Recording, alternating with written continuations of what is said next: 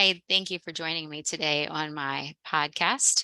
Today, I wanted to share my health story. I touched on it on another podcast, but I thought I would dive a little bit deeper into it. So, I grew up in eating the traditional standard American diet. We would have hamburgers and hot dogs for dinner, where I would eat the hamburgers and the hot dogs. We would eat ribs, we would eat country fried steak.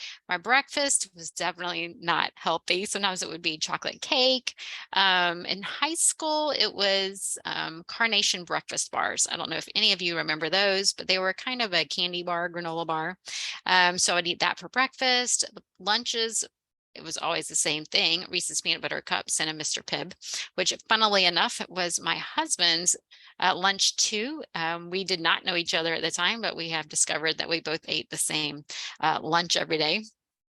Reese's peanut butter cups and Mr. Pibb. That's horrible, right? But lots of barbecue chicken, lots of dairy. I was a huge milk drinker all the way up until recently, actually, not that long ago. I want to say 10 years ago, maybe I gave up dairy. I would drink tons and tons of chocolate milk. I had gestational diabetes with my first child, and I was still drinking lots of milk. And when my first child was born, I kept getting McFlurries at the time. That was my snack of choice. So not really eating healthy. And this was all even after I earned my master's in health science, after I took graduate level nutrition courses. I was taking continuing ed courses. I had gone to culinary arts school. I was still eating foods that maybe weren't so healthy. I thought they were. I learned that dairy is really good for you. You need the calcium, you need the protein that is in dairy, right? Strong bones, strong hair, and nails. Those are things that I learned back in the 90s. And then I used those when I went to culinary arts school. So, like I said, my first pregnancy after my master's, after culinary arts school, no, before culinary arts school, I did have gestational diabetes, and I was shocked. How could I have gestational diabetes? This is a fluke, right? I didn't have any of the conditions that you usually see with that. I was not overweight. I didn't have a family history. No one else in my family had diabetes at the time. And so it was really quite shocking. And it was something that was kind of eye opening for me. I never really thought about diabetes as being, that dangerous, I guess. I mean, I knew people would lose their foot or have eye problems if they got out of control, but it always seemed like something that could be controlled, right? But it was like peeing on test strips to make sure I didn't go into ketoacidosis. It was pricking my fingers several times a day, checking my blood sugars. It was pretty miserable. And so I started looking at different things, better ways of eating, and really looking more into my foods. I was eating healthy. I thought at the time I would have a whole wheat toast for breakfast, usually with maybe some grits, maybe some banana or something in there. Peanut butter. I'd always been told that peanut butter was a good source of protein, so maybe peanut butter toast. Lunches were always a lean cuisine. Do you remember those? The frozen lean cuisine in the black plastic. Now I know, that was horrible, but at the time it was a lean protein. It had a whole grain and it had some vegetables and a sauce. And then my dinners, we were trying to cut back on meat. I had learned that you only need 3 ounces of meat a day. That's the size of a small can of tuna fish. That's all you need in meat in a day. And so we would go days without eating meat. We did meatless Mondays long before we had meatless Mondays, and would cut back on meat and things like that. And then in 2007, after my second child, I wanted my husband to eat better. He was eating double cheeseburger, fries, and Coke supersized every single day. It was $3.17. I would make him a lunch, but he'd say, no, I know this is going to hold me this many hours until I have my afternoon Snickers. He didn't want to change, and I really wanted him to. So I said, I'm going to make an appointment for a physical, and what if I make one for you too? And he agreed. And I was like, great. The doctor is going to tell you that you're overweight, you need to eat healthier, and I'm just going to get a clean bill of health. I'm just going along for the ride, right? So they said that you'll be notified in a week about your blood results. So we go back.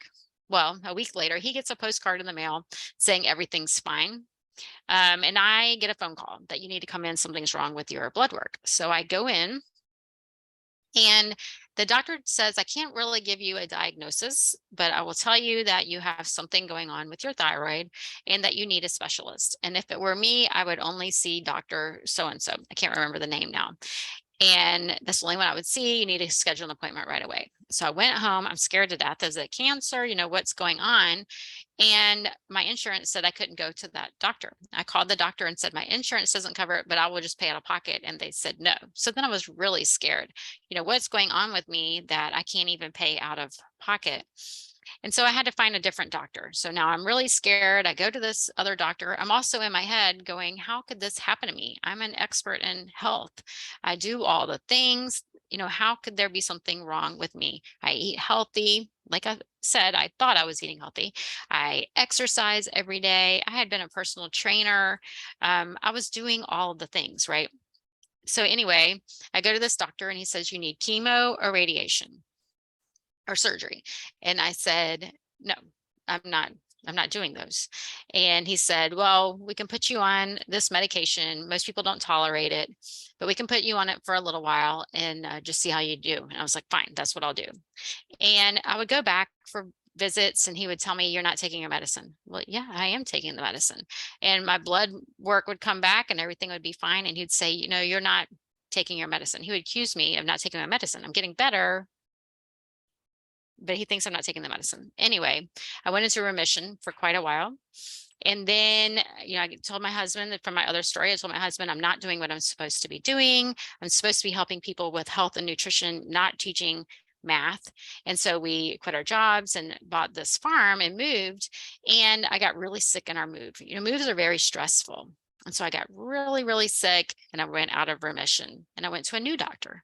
And this doctor said she likes to be very conservative. She did lots of testing, had lots and lots of x-rays. And she told me that I could just stay on the medication. And so I did.